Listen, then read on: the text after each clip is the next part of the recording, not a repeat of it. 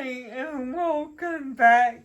Today I'm going to be talking about assistants. Some might call them caregivers or support staff. I don't like the term caregiver because it sounds like the powers being taken away from me. It's like they're telling me what should be done when that's not the case. I am the one that decides what is done and when. I don't have enough assistance right now, and it's a problem affecting the entire disability community. That's why my videos are not as consistent as I would like them to be. It's frustrating because I used to have more independence. I rely on my assistant for things like eating, drinking, getting dressed. My assistant has to take this job seriously. They are an extension of my body. Finding a good assistant is a bit like finding a friend. Enjoying each other's company is a good thing since you're working together for up to 8 hours. One of the ways I keep it professional is I don't contact them during their time off unless a change of schedule comes up. I ask how they're doing, but I don't pry into their personal lives. They will share details with me that they're comfortable with. Or having an assistant is an intimate relationship since they are with me so much. It's important to keep some distance, or as my mother likes to call it, boundaries. But let's be honest, it's difficult to do when you are with someone so much of the time. It's important to remember that I am the boss. Assistants should be on time. They should not be on the phone while working. If an issue arises, it's best to address it right away. Sometimes I get nervous about these conversations, but it's necessary. I've noticed if I let things slide, I lose some of my power. Still be respectful during these conversations. For example, if someone's not on time, I will explain to them why being on time is important. I explain why it can throw up my schedule someone is even 10 minutes late and I have to go somewhere, they would not be allowed to be consistently late at any other job.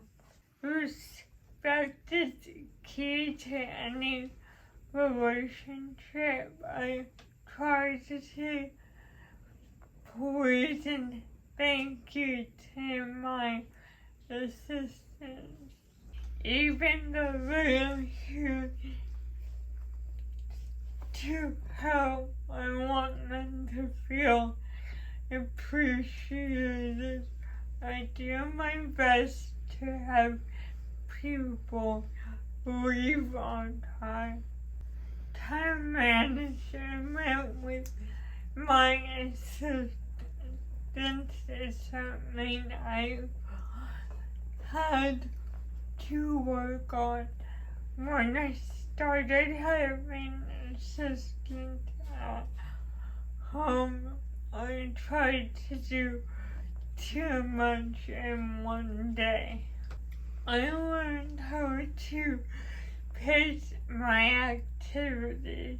There are times when things don't go as planned and my assistant has to stay late to make up for it. I let them come in late or leave early the next day. I also honor if they can't stay a little longer. Communication is key. I tell my assistants how I want things done, especially when it comes to physically helping me. If someone holds me incorrectly, I could fall. Like any job, it takes time and practice to get rhythm of things. I am open to suggestions, but in the end, it's my call. This leads me to my next thought. In my experience, if you have an assistant working around 5 days a week, this is good for 1 to 3 years. After that, I've noticed both my assistant and myself have trouble keeping the line straight. I start letting things slide. My assistant doesn't listen as well and wants more leeway. In some of the relationships, I think more of a friendship develops and it's harder to keep things professional. Other relationships start to change from me being the boss to my assistant thinking they're in charge. Lastly, familiarity can breed contempt. It's good to be aware when there's a change in both relationships. I need to check in with my feelings. Am I feeling drained when my help leaves? Am I biding my tongue in interactions? Do I feel frustrated? Do I feel heard and respected? This self-check will help you decide whether or not to continue the employment. It's not always me.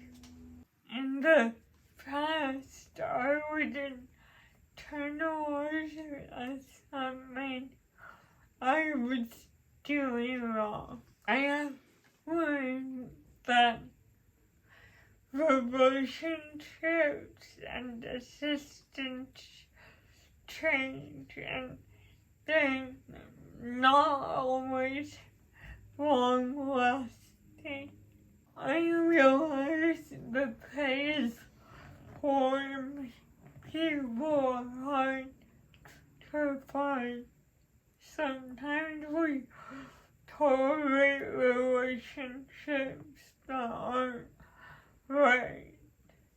Start looking for someone new once you recognize there's a problem. Although the process can be complicated, finding the assistant that is right for you is worth it. When you do have the right person, it makes your life so much easier. Thank you for watching. I'll see you next time.